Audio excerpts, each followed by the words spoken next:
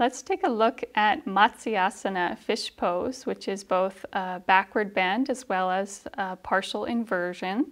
It's going to open and relieve tension in the chest, shoulders, and neck, and it's going to bring energy to the brain to enhance our mental functions.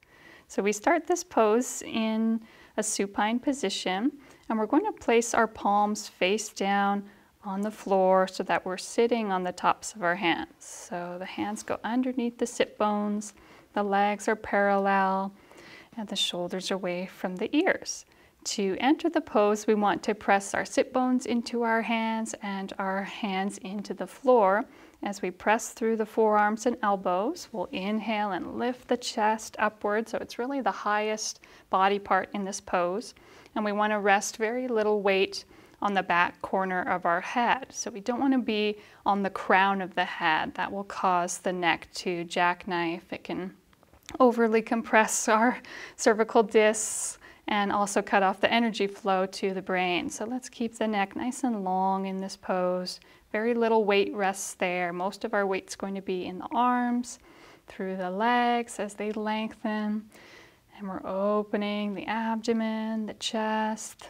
The shoulders are broad, and we're focusing on feeling an expansion of awareness as we silently affirm, my soul floats on waves of cosmic light. And to exit this pose, we can inhale as we draw the chin toward the chest, pressing into the arms as we lower the spine and torso. You can let your hands come out into a comfortable shavasana to pause and integrate the effects of this pose.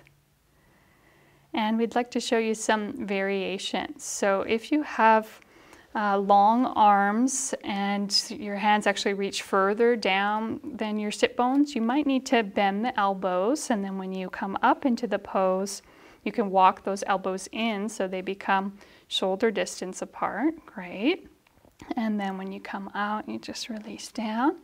Also, another way to keep your neck long, so you avoid jackknifing it, is when you come up into the pose, keep the head in contact with the floor. So you're sliding the head in toward the body when you enter, and then sliding it away when you come out.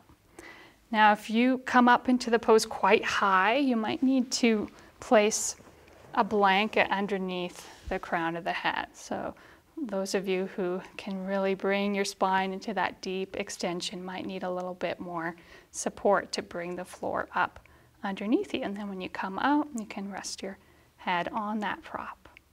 And so the last variation we wanted to show you, and I'll take this out, is for Matsyasana. It's actually classically done in Padmasana, lotus pose, but to simplify things for beginners, we can just have a simple cross-legged position, and this is a great expression of the pose as well. So that was Matsyasana, fish pose.